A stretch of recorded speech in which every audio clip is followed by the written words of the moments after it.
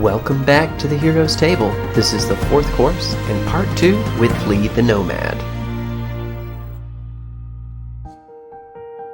No, I really do love it. I wish I had something more insightful to say, but the reality is I just agree with everything you're saying. And I'm glad we're getting it on here because it's a lot of things that I want other people to hear and other people to know. Because sometimes there are folks who are just wandering by themselves and they're trying to do all of these things, but just knowing from somebody who has practically done it is a lot more helpful than you look at like some, and I'm not downing any motivational speakers. I watched a lot of YouTube videos when I was in darker places, but sometimes it's just a bit lofty and it doesn't really engage with you and you cannot do something. But I think the key takeaway, I think one of the best lessons is you can feel the imposter syndrome, but it's only going to stay there as long as you don't execute. And it's the moment that you decide you're just going to do it that's when you find out. And honestly, and maybe you could talk about mistakes and making mistakes. So we talked about a lot of your successes at the moment, but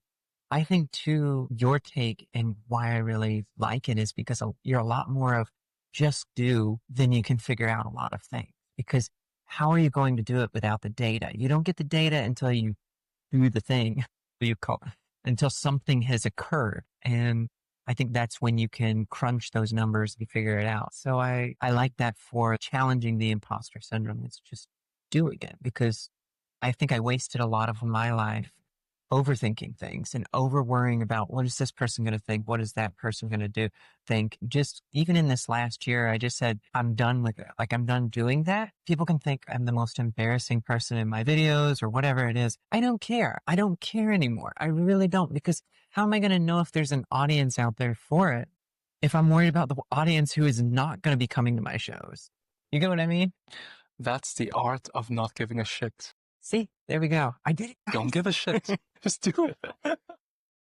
Yes, the art of not giving a shit. So mistakes. Because I know that you were saying you alchemize a lot of things. You take it and you see what can you draw from this experience. Because there's always something beautiful from even the shittiest experience. Yeah. One of my biggest mistakes and probably the most humiliating and humbling mistake I've made is, so I'm trained as a negotiator. In meetings or in peacetime or in crisis, I'm always sent to negotiate the way to help the company to navigate to higher grounds out of danger. So I recall there was a very tough situation that we were caught in with a partner. I was sent in to negotiate, but it backfired. I was a little bit too harsh in the way I spoke in my tone. I wasn't too conscious of the words I use, my body language. Someone very high up in the company, it's a very big company, almost everyone uses this service, sent an email to the CEO complaining of my behavior. The CEO came to me and was like, Leon, what did you do? I wasn't in a meeting. I thought I asked you to represent me. Didn't scold me, but he tried to ask me what happened. I was like, oh yeah, that one? I fucked it up. I told him I fucked it up. I'm sorry. I cried in front of him. I told him I'm sorry. It shouldn't have happened. I told him I'm going to write an email back to apologize with my whole heart. And I did that. And on that night, I couldn't sleep. I just felt so much humiliation in me because I've never failed to negotiate, but I really messed up everything. It could have gone really badly. But I told myself, okay, I can wallow in self-pity. I can wallow in humiliation. It's not going to get me anywhere. Let's just stay humble, apologize, write the most sincere apology, sent it. Very shortly after, they were happy that I apologized. And everything was okay the next day. So that's one of the biggest mistakes that I've made in my entire journey in my life. Very humiliating. And very humbling. Yeah, I'm sure. I can feel you. I think we've all had those. Yeah. It's like the time. But sometimes we need a soul crush because if we haven't actually built that foundation, well enough and we can rebuild. There's a common theme in a lot of the advice you give and a lot of the things that you're saying, and it is one word: humility. Do you know what it means? You know what it means? What do you think it means? It means to be, well, it has a lot of meanings. It's to be and to act and to go about in your life without being so pompous, without being so egotistical. I can only think of the way of describing it is by the anonym. Sorry, you're okay to be wrong. You don't have to be number one. You don't have to be the best. You can go in with humility where there's no big agenda. It's just literally, I am there. I am showing up, and this is who I am. This is me. And I don't think in particular that it means being like a lot of people would interpret it as being meek or mild. It's just literally saying that these are my weak spots too, in that sense. And, throughout what you've said, you've talked about communicating with people, how you got these roles and everything was just going in with humility. You said it right. Yeah. And when it comes even to making the mistake, it's going in with humility, because I think sometimes people double down and make it worse, but you break that cycle.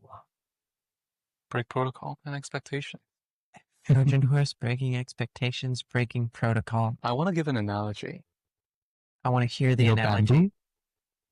The taller they grow, the more they bend down. It's humility.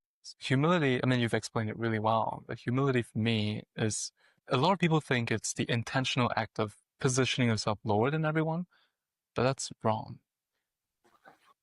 It really comes from the heart. Yeah. What is inside me if you were to dig through my heart? It's this constant fascination, constant interest, and constant desire to learn from people.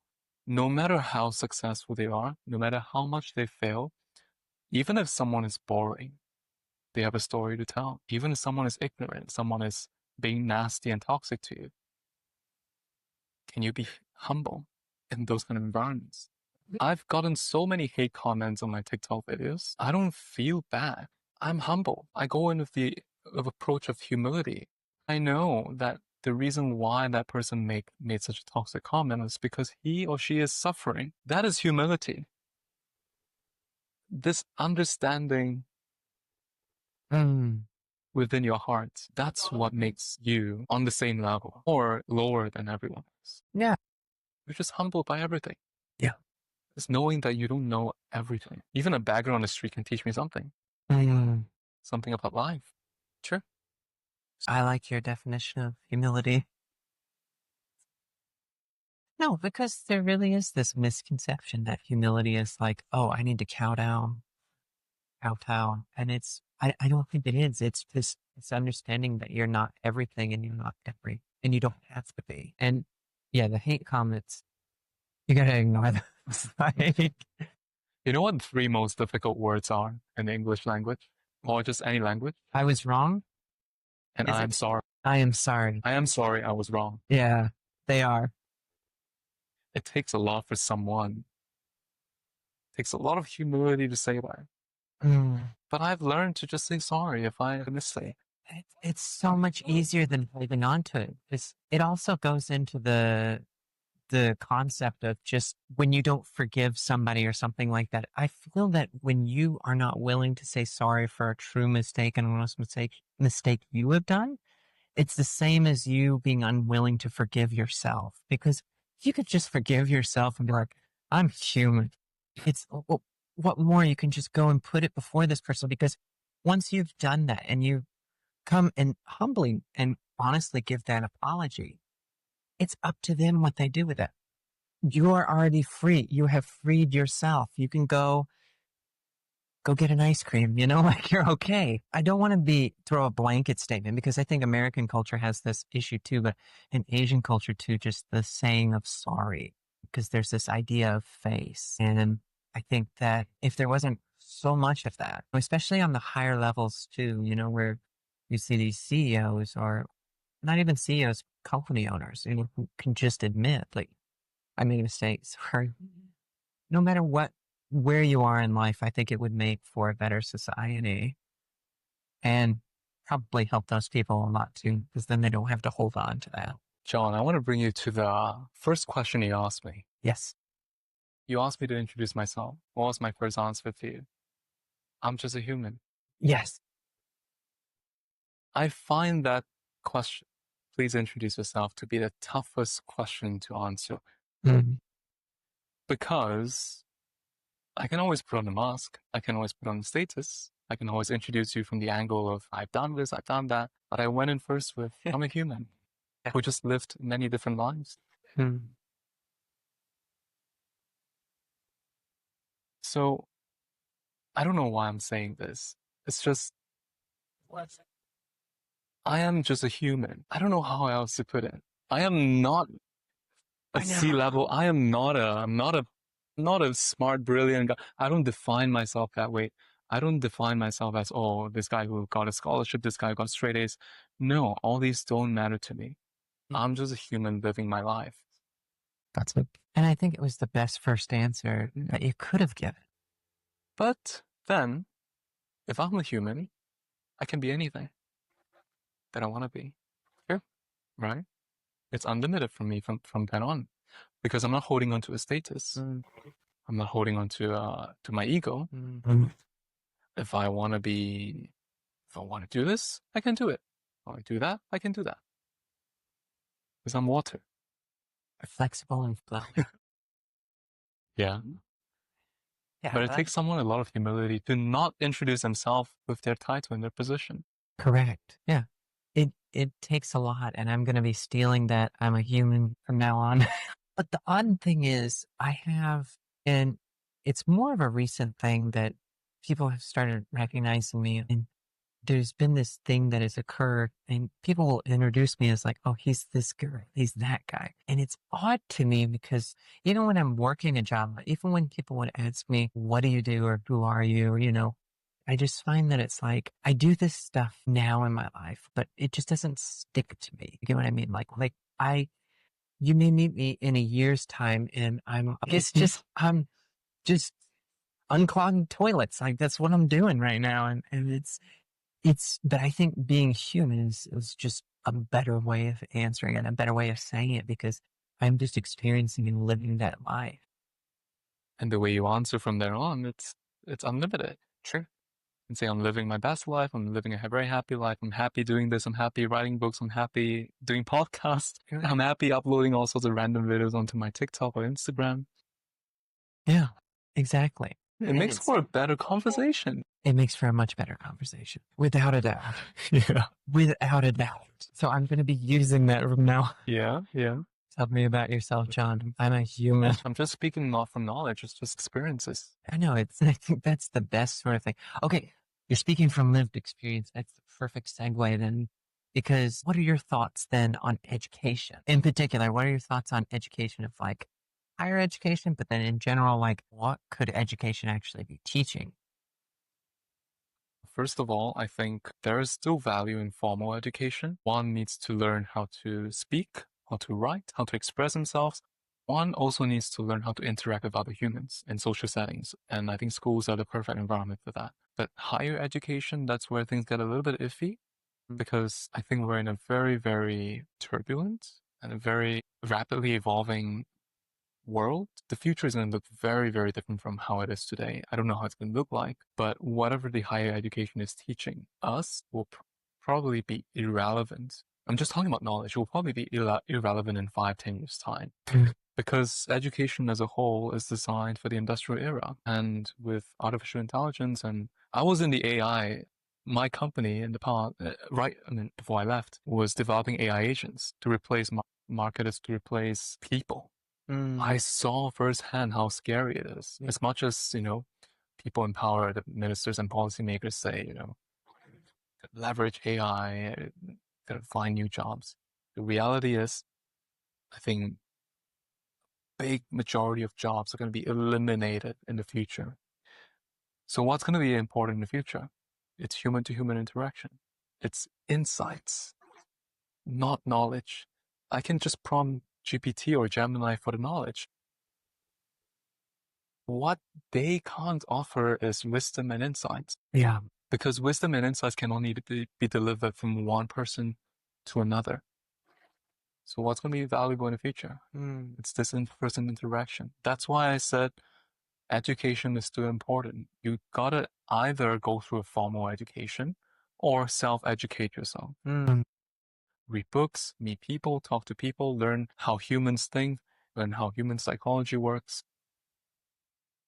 That's my take on education. So I think what is missing in today's system is the ability to critically think outside the box in realistic scenarios.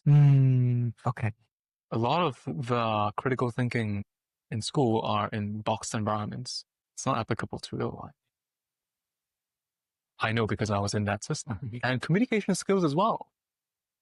A lot of Singaporeans, you'd be surprised. Actually, I interviewed 3 Singaporeans from NUS in my Korean company. Unfortunately, all got rejected by me. Because they come in with a very cookie cutter mindset and very cookie cutter way of expressing themselves. That's not what I'm looking for. I don't care. You know, when I interview people, this goes into education as well. But yeah, go ahead. When I interview people in the company, I never look at their CV. Never.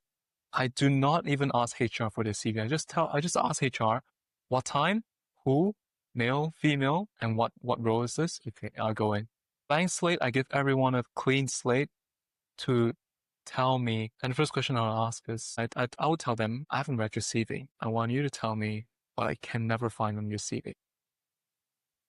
I want you to tell me who you are, your story. Let's start from there. That's how I go into my interviews. So I rejected 3 graduates from NUS. As I said, cookie cutter. In Singapore, we don't do a good enough job of training people to be authentically themselves, training people to break free from conditioning, system thinking, linear thinking. Everyone just follows the same path and says the same thing in the same way.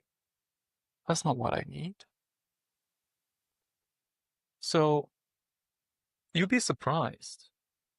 The employability, I mean, it's pretty inconvenient for me to say this as a Singaporean, but I'm saying this out of concern. The employability of Singaporeans is going down. It's not as attractive as 10, 20, 30 years ago. Yeah. There are people in the Philippines, Indonesia, who are far more authentic and have so much more to offer, even though they didn't come from a branded university. These are the people that I want to work with because they're hungry. I rejected these 3 people from the US because I don't see the fire in them. I might be overgeneralizing, but I'm seeing this across the board. It's very worrying. It's very worrying. We have this mindset of superiority just because we graduated from a brand university. And it's ranked here or there in some newspaper. And very soon, graduates going to be in for a huge disappointment. Because everyone is studying the same thing, doing the same thing. What makes them different? I couldn't find that difference, that differentiating or that X factor in these 3 people that I interviewed. I interviewed people from Harvard as well, Princeton, Columbia, NYU, Korean Americans, speak well, but rejected. I don't care about all these things. Because why? It's not about your knowledge. I can get AI to generate me a deep research report. I need executors. So my kid, if I ever have a kid, I'll tell him or her, maybe just go to secondary school. If you really want to YOLO, do it. Daddy's going to support you. I'm not going to force you into JC, Poly, IT. Just go out into the world. You can start off working at McDonald's, whatever. You can go work at a bookstore, librarian, whatever. But my only request is if you do drop formal education at such a young age, understand the power of people and always learn from people. That's my answer to you for education. I agree with that answer. I think it's a great answer. I like what you have to say. Kay does the same thing. In her business, she will do the same thing where she just does not care about the CV.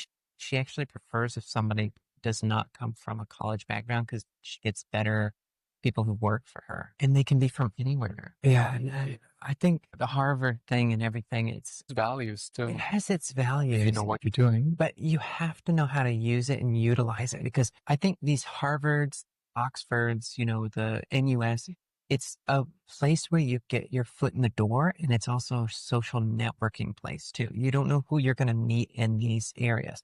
And if you can afford it for you, then get into them. Sure, why not? I think then it's a good place. I don't down it, but then it only goes that far. Like, you can go into somebody's house, but if you're like walking in with muddy shoes, you're going to be asked to go out right away. And so I think you have to know what to do with that once you get there. But in terms of like what you were talking about, where I can get ChatGPT to really just lay out all of your learning, a lot of the formal sort of stuff, and it can do that. But I need somebody who can be more creative with these things and know how to interpret. But a deeper point to this is we have to ask ourselves, why are we willing to hire people who don't come from a college background? It's because of trust.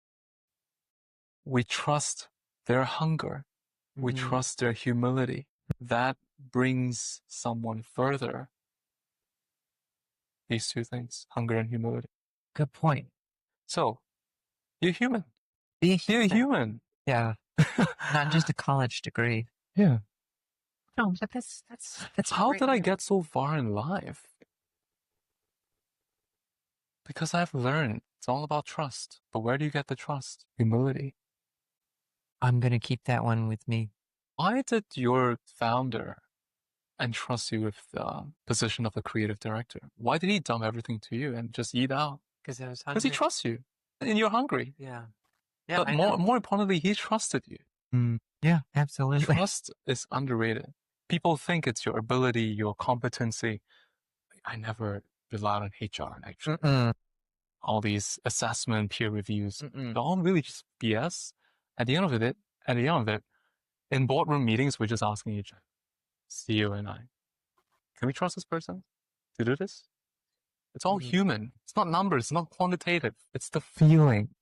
And I trust you to take on this task, this project, and not mess it up. And if you mess it up, okay, what are you gonna do? Are you gonna own it? No. That's trust. Trust is what. It's the key It's fundamental. the key fundamental. People don't understand it. Wait. That's how I climbed all the way. That's how I got every opportunity in life. Down to just one thing, it would be trust. I think a lot of Singaporean parents, unfortunately, just think the best for the kid is knowledge, knowledge, knowledge. But they miss the part where they have to develop a human being.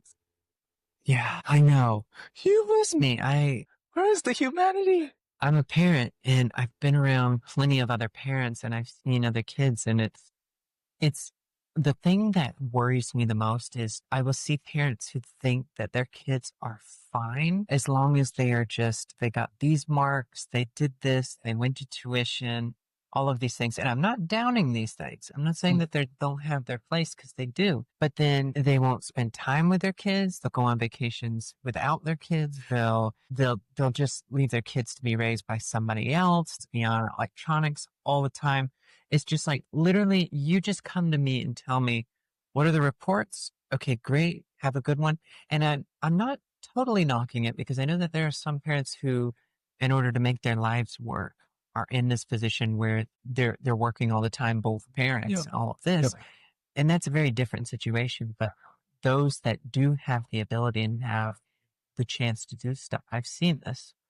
And I think it's kind of worrying and concerning, because you think you're so assured with good report card. Everything's changing, though.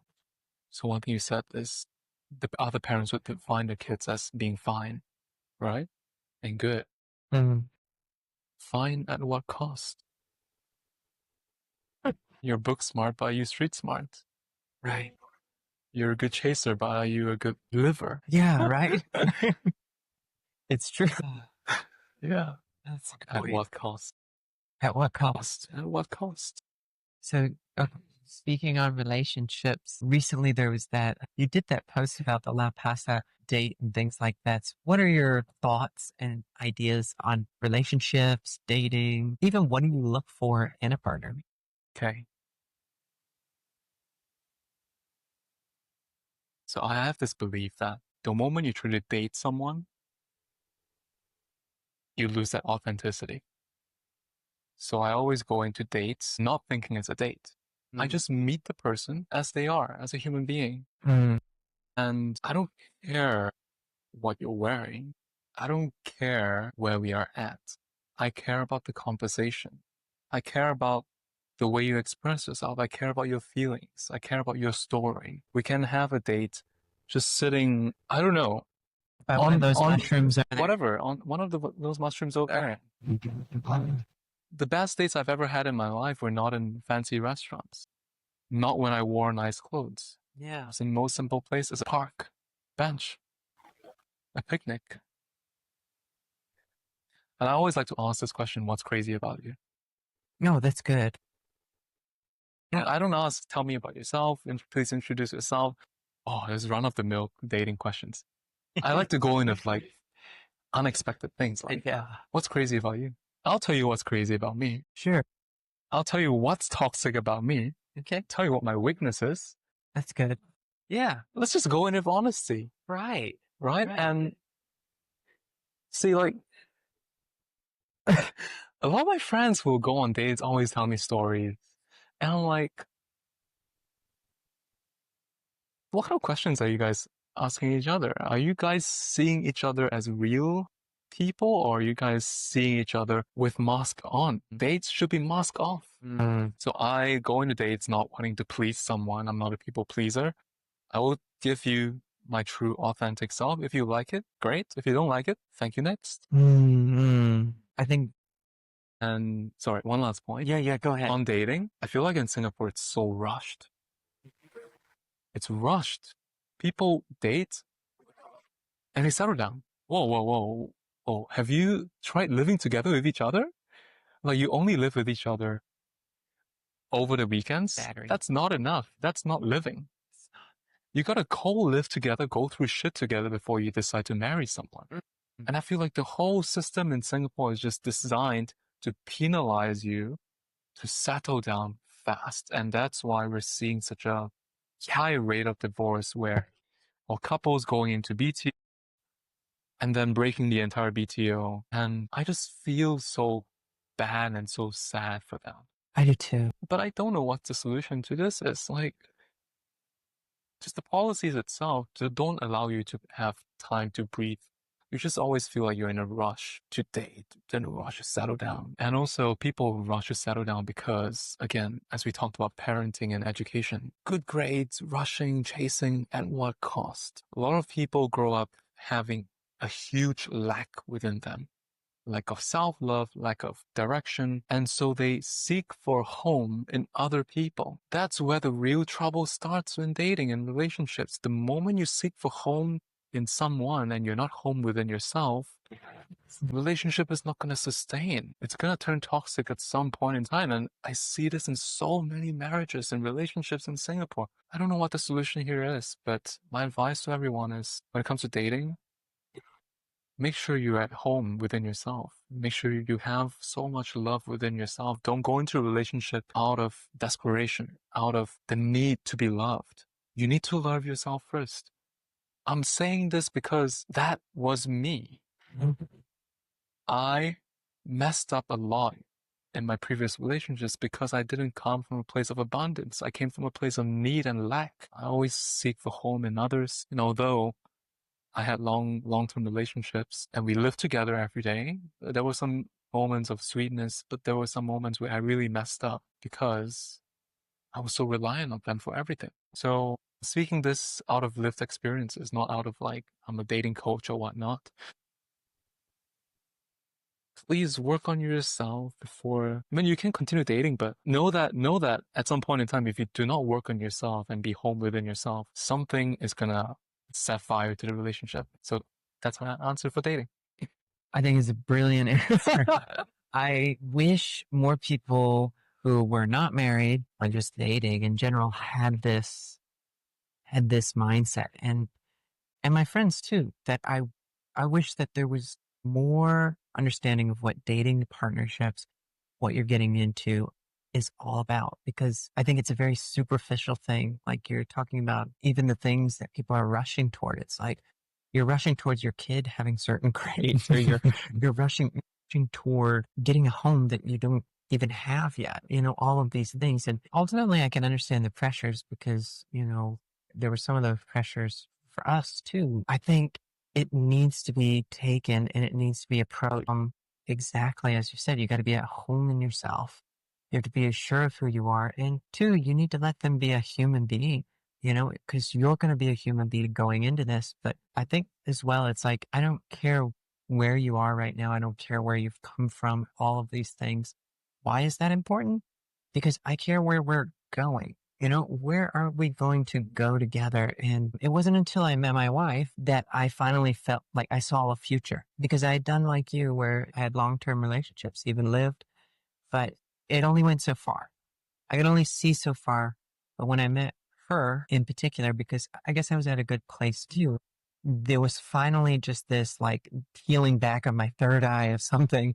And I could just see so far into the future, like, oh, we're on our deathbeds, or something like that. I mean, it wasn't exactly that, but I could just see things being done, things being constructed. And I think that's something that a lot of people just don't, like, you're making a lifelong decision here, and you make a bigger decision on where you're going to eat sometimes than you do on your dating relationship. It's like, oh yeah, we're dating, it's nice, I think it's about time we get married. It's like, no, do you want to get married?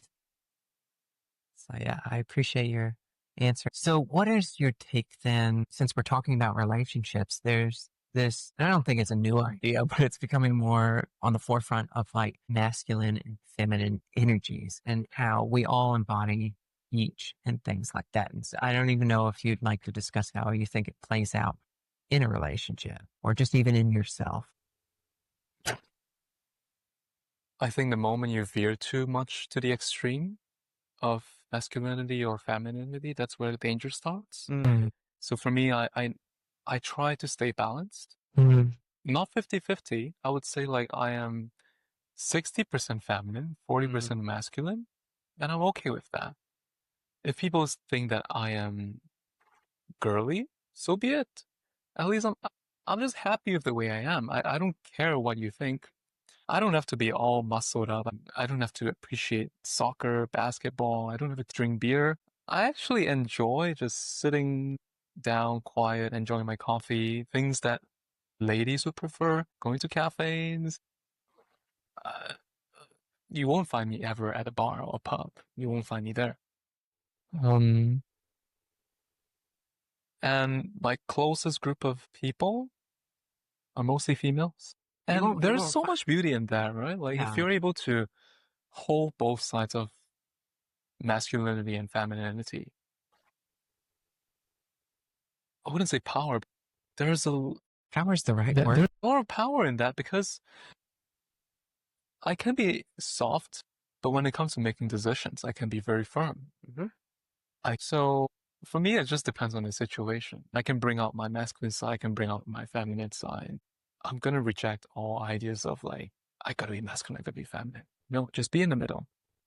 I mean, to me, the thing is what is masculine and what is feminine, because a lot of times, even in society, it's such artificial criteria that doesn't even make sense anymore. It's like, so being masculine is dressing up in a football team jersey or something, Suit and tie. a suit, and it's like being feminine is what, like being tie and going for high tea. And in reality, it's just, these are human qualities at some point.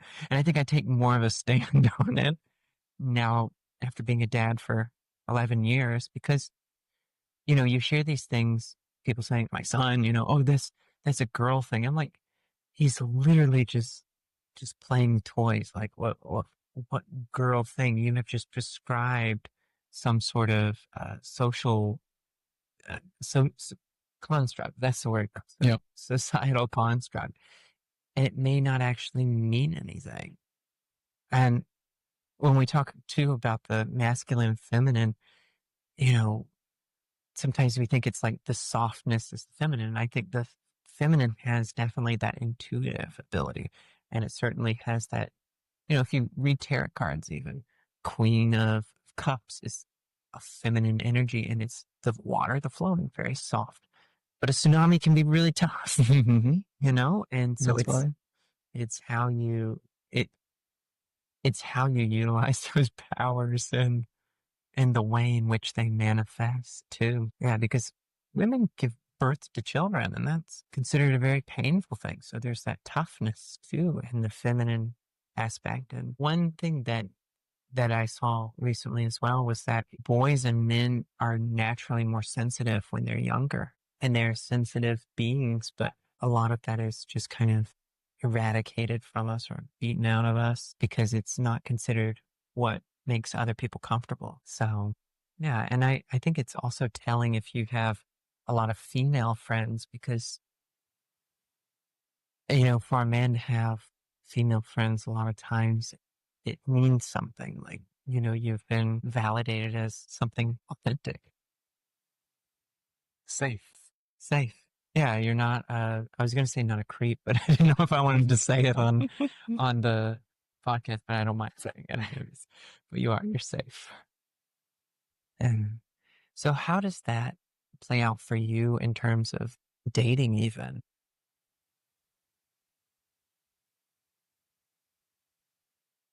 Mm, I haven't. Okay, I haven't been going on a lot of dates in Singapore. I've met a few people, and the interesting thing is, and I'm not trying to, put myself on a pedestal, but this is what every one of them said. He's You're different. I've never spoken to a guy like you. yeah. And I asked them, okay, what's the difference? What's in me that's not in your typical Singaporean men that you've dated? And these are people who have dated multiple types of guys. They always, they told me like, they just feel safe with me. They're able to tell me things that they wouldn't dare to tell other guys because they fear that other guys would judge them, but I don't judge them. I just listen and I have authentically real conversations with them down to the emotional raw emotions. Sometimes they cry in front of me. Sometimes I tear in front of them as well. Do I feel weak for tearing up? No, I don't. I just feel them as a human, and I'm just being human. Yeah. Yeah. So that's how it's played out. It's wonderful. Yeah. Yeah. Balance. I could see that, because I've spoken to a lot of Singaporean men, but just men in general. I think there's a lot of fear from men toward the emotional. I cry a lot. I'm proud to cry. I'm happy to cry. Yeah, I'm okay with it as well. I don't feel shame. But it's also, we're going to probably live longer because we do that, because it releases stress. And it helps you deal with your problems, Like that's one thing, and I hope you don't mind me going into this a little bit with you, because I've never spoken with another man really in depth about that. But truth is, you're just crying and doing when you feel you need it. Like, it actually helps you solve problems, and so many, I only say problems because so many people are so geared and focused towards problems and society and all of these things, and they have problems.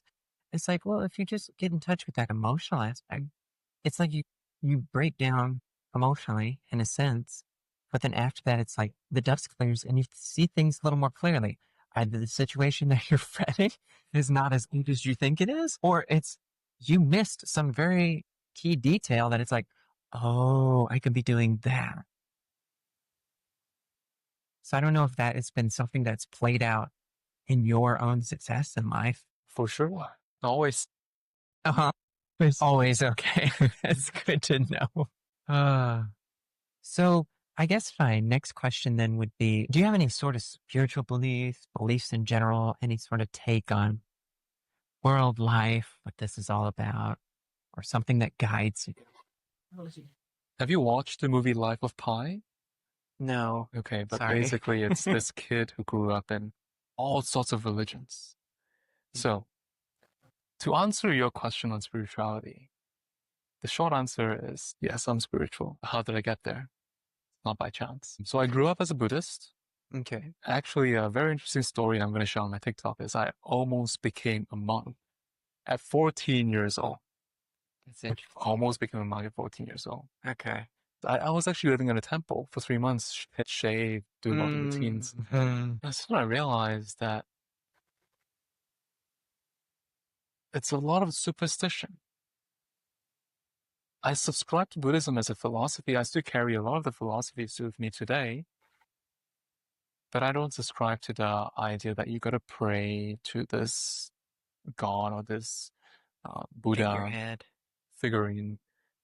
I've had my dabbles in Christianity as well. I went to churches as well. I tried to see why everyone is praying. I really tried, like even speaking in tongues or like singing church. I just couldn't feel it.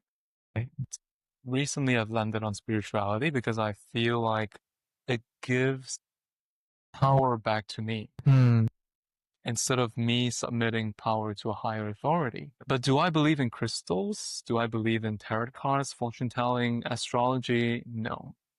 The part of spirituality that I subscribe to is just this very basic idea of energy. Energy cannot be destroyed. It can only be transferred from one person to another or drained from one person to another. It's just two concepts. When anyone interacts with anyone, it's either they're draining your energy or they're uplifting your energy. So I believe in the frequencies that someone vibrates at.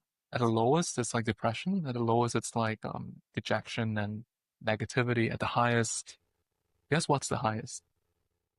Manic energy.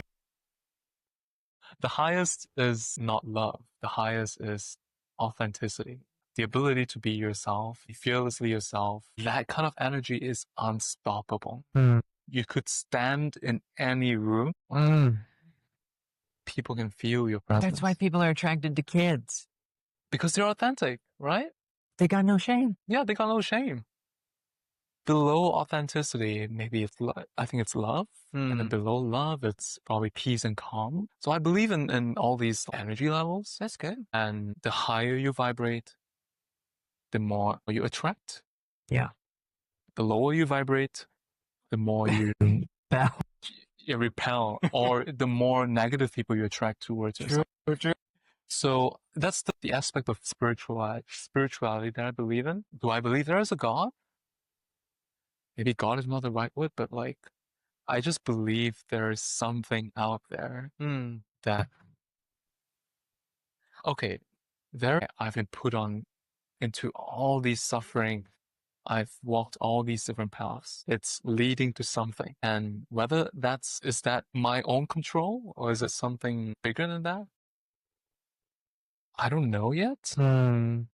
But at this point in time, it just feels kind of surreal that all these things are happening. Like you mentioned that you're writing novels. I'm planning to write my own novel too. Okay. How is it that the universe brought us together? Yeah. And how is it that the universe brought your wife to talk to me, to bring me on this podcast? Out of all the probabilities, my TikTok video appeared on your wife's FYP. I don't know whether it's the algorithm or it's just nature, but I believe that there's a higher force, higher power somewhere. Yeah. And as much as we can control our own destinies, there's just this little aspect that's spirituality for me. No, I love it. Yeah. And just at your last point, I feel like it is out there. And I feel like these things are attracted and they happen. And I also think it goes back to that point where you said you have to go out and do it. Because I think that executing gives you that happenstance. Have you read the book The Alchemist? Okay. There's this line that says, when you really want something, the universe will conspire to help you achieve it. Right. What does it mean by that? There's a lot of spirituality in that statement. It means when you really want something, immediately you're vibrating at a higher energy level. Is it authenticity? Is it love? Is it determination? But that kind of energy will attract more like-minded people, attract good people, will attract opportunities. So if I try to make sense of my entire life, how come at 14 I started doing all these things? How come I was able to talk to people like that? People of all backgrounds, of all walks of life. It's because I just vibrated at a different frequency. And how do you vibrate? What is this energy? It's hard to put definition to it, but at the core, energy and frequency and vibration is dependent on your thoughts, your emotions, and your actions. And all these are internal. When it's so strong within you, it radiates outwards into your face, your body language, everything. That's when you start to magnetize and attract everything. Yep. Spirituality. Or energy, I don't know. Energy. No, thank you. Thank you. So, okay, thank you for your time. I appreciate you spending the time and chatting with me. I think for a 28, right? 28-year-old, you have quite a lot of wisdom. And I think, age is just a number, really. And given your experiences and everything you've done, it's understandable why you are where you are at and your mind is the way that it is. But if you have any one last thing you'd like to say, or just something that maybe even if we didn't cover here, one last little piece of advice, or just send off is fine. Anything you feel led to say. 2 words, maybe a few words. Live your life. And perception is reality. Whatever you think will become reality. Sit on that. Perception is reality. If you think that a situation is bad, that is bad. If you think a situation is bad, but it's actually good, then it's going to be good. That's my advice. That's the last thing I want to say. Thank you. Thank you for coming. Thank you. I enjoyed today's conversation. I did too. I did. Thank you all for watching. Thank you so much. Bye-bye.